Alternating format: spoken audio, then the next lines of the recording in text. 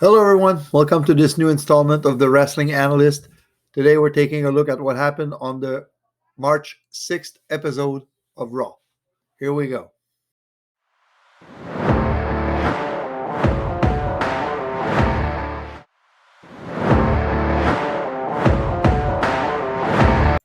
So, match number one, Kevin Owens versus Solo Sikoa. Now, Solo Sikoa was sent to solve the KO problem. And Solo has not been pinned since the beginning of his stint in SmackDown and Raw on the main roster. So at one point, Jimmy Uso comes ringside, distract Owen, and Solo takes advantage. And at one point, when Owens does his Swanton Bomb, Jimmy interferes, and Solo is disqualified. So Owens wins by disqualification, which is, I think, the first defeat of Solo Sikoa on the main roster. And he doesn't lose anything because of that, because it was by DQ. So both Jimmy and Solo beat up Kevin Owens after the match, and Sami Zayn comes to the aid of Kevin, and Jimmy and Solo flee the scene. Sami and KO look at each other. Sami extends a hand, but Owens just goes away. So in the storyline, and then later on in the episode, Sami goes to see Kevin and says that when Sami knows Kevin, when he has something in his head, it's hard to get it out of there because Kevin is so stubborn. And says that the only way, and Sami says to Kevin, the only way we can take down the bloodline is together. And Owens actually agrees with him, but says he doesn't want to take them down together because he doesn't want anything to do with Sami anymore. But trust me, it's going to happen. Okay. On to the second match.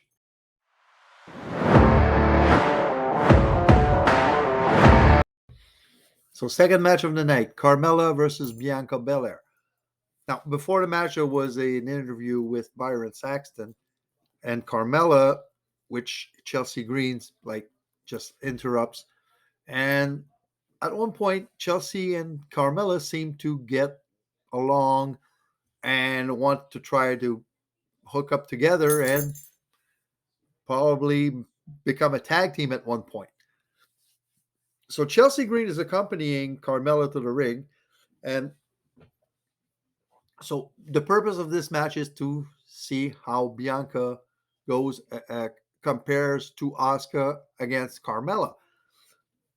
Belair wins with the KOD, and after a match, Chelsea Green and Carmella both attack Bianca Belair.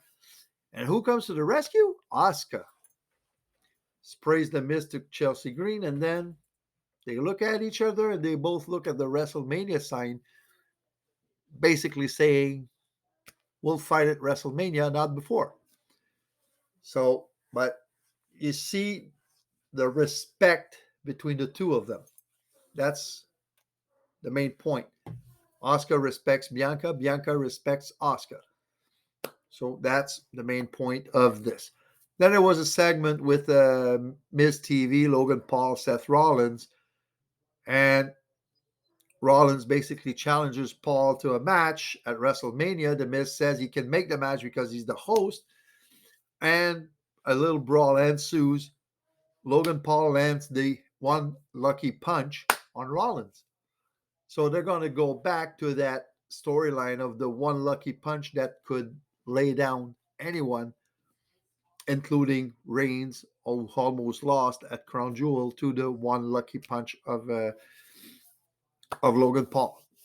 So that match is official. Logan Paul versus Seth Rollins, which I think is going to be a hell of a match.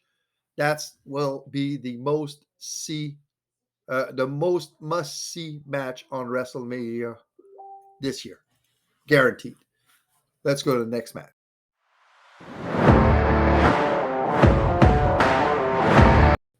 So, third match of the evening, Omos versus Dolph Ziggler. Now, before the match, we see Mustafa Ali saying that he got a match for Dolph against Omos. So, Dolph seems discouraged. And for the match itself, Ali is in the front row in the crowd with a Go Dolph Go sign. So, you know there's going to be something between those two coming down the line. Well, they had a match last week, but I know that there's something that's going to come out of that. Is it going to be a tag team or is it going to be, I don't know. Interesting to see where this is going to go. Now, of course, Omos just manhandled Dolph for the win, and MVP after that takes the mic and hypes up the WrestleMania match between Omos and Brock Lesnar. Then we had a segment with the Maximum Male Models who are looking at Otis, and Baron Corbin arrives and tells Maxine basically that he should be in the Maximum Male Models, not Otis.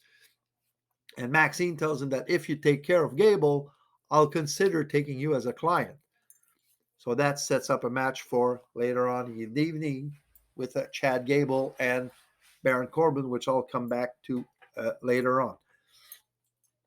Then there was the segment with Paul Heyman and Jimmy Uso, where Paul Heyman tells Jimmy that he will take care of Sami Zayn, and that if Jay doesn't come back into the bloodline, then Roman is going to blame Jimmy, just like he said on last Friday.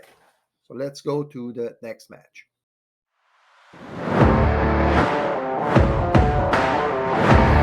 So fourth match of the evening, Finn Balor versus Johnny Gargano. Now, with those two, you know you're going to have a good match. It's a shame that it wasn't longer. But anyway, so Finn was preparing for the coup de grace, and Edge's music hits, and so Finn is just looking at the rampway, and Edge arrives from behind, pushes Balor off the ropes. Gargano hits the final beat for the win. And then Edge spears Balor. So the whole thing about this is to finish setting up the match at WrestleMania for Edge versus Finn Balor, which I called even before Elimination Chamber that this match would take place. Now, Gargano gets a big win on Finn, and Finn doesn't lose anything because he lost because of outside interference. So, and Finn, in my opinion, should be in line for the U.S. title. I think he should be. I'm going to start making rankings for the different titles in the coming weeks. I still have some backlog to catch up, but I want to do some videos about rankings for the contenders. So look for that in the future. So all this is to set up a match between Finn Balor and Edge at WrestleMania. So let's go to the next match.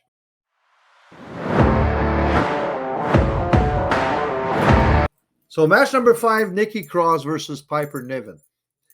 So if you remember last week, Piper Niven got beat by Candice LeRae because of Nikki Cross.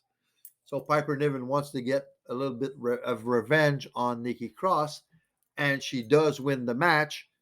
And Nikki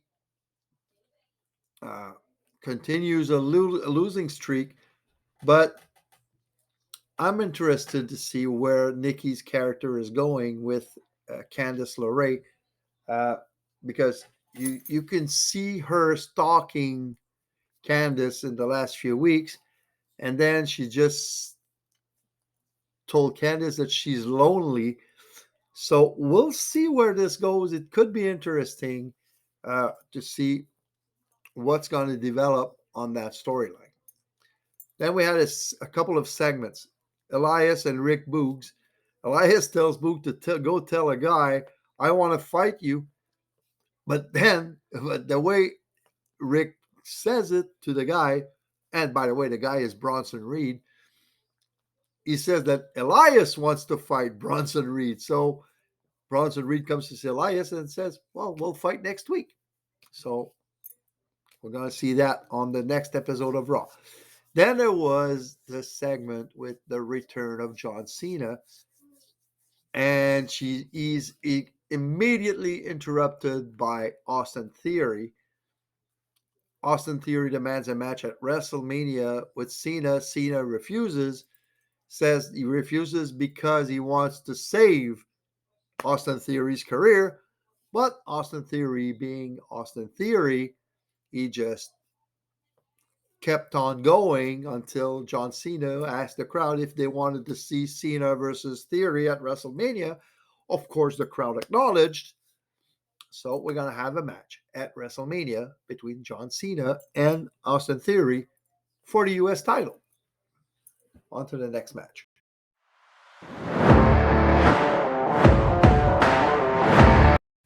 Chad Gable versus Baron Corbin.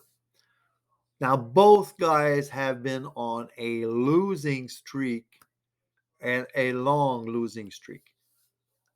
So both of them basically want to get out of that losing streak. But for the storyline, Baron Corbin wants to win that match to get on the Maximum Male Models. And Gable, well, he's just there because Corbin probably challenged him and Gable accepted. So Gable wins the match with an ankle lock. So Corbin doesn't get to be in Maximum Male Model. He has another defeat to his resume, and Gable has a big win for him. Now, I've been talking about Gable and Otis that are going their separate ways because almost all tag teams break up at some point. So that's what's going to happen with Gable and Otis. But it's going to be interesting to see who's going to come out on top of this. And maybe it could be a win-win for both of them. Otis is going to go with a Maximum Male Model, maybe to revamp his career a little bit. And I hope that they're going to take Chad Gable and give him a singles wrestling run and see where it goes. But I'd love to see Gable as a singles wrestler, at least for a while. Then there was a segment with Becky Lynch and Lita coming to celebrate their title. Trish Stratus comes out. They're interrupted by Damage Control, and basically it was to set up the WrestleMania match that I've been talking about for a couple of weeks now. Lita, Becky Lynch, and Trish Stratus against Damage Control. And it's basically what this segment was for.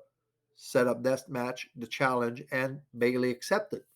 So we're going to see the match at WrestleMania, a 6-woman tag that I've been calling for a couple of weeks now. So let's go for the next match, the final match.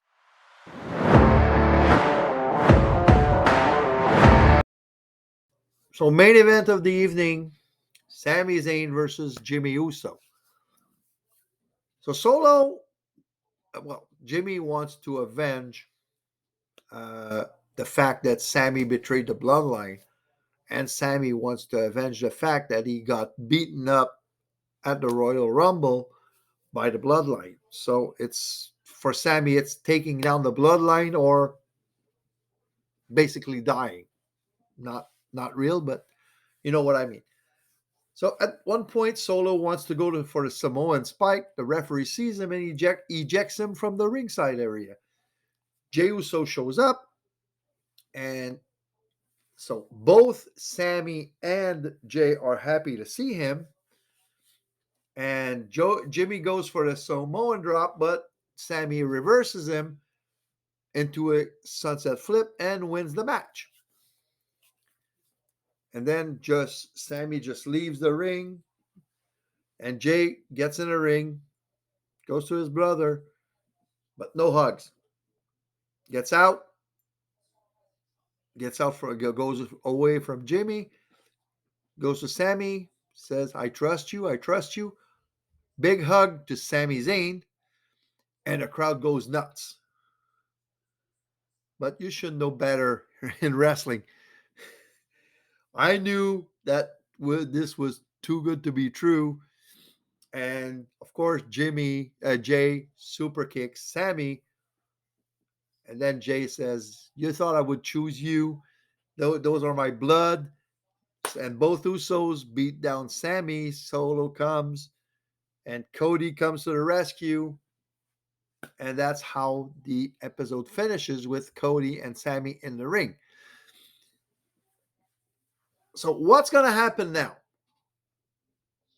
Why did Cody Rhodes come to rescue Sammy? Well, out of respect, out of the promo they did a couple of weeks ago before Elimination Chamber, where Cody was telling Sammy that he wanted to face him at WrestleMania.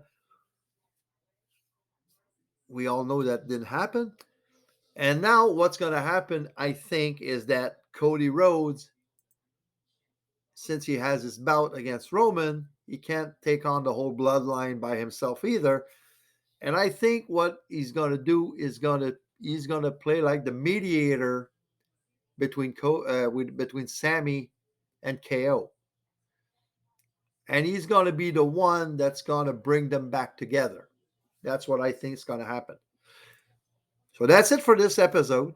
Hope you liked it.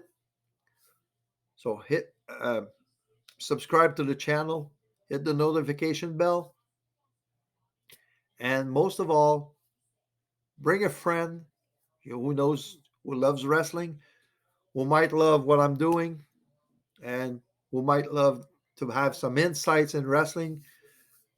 Ask a question if you want. I'll be happy to answer.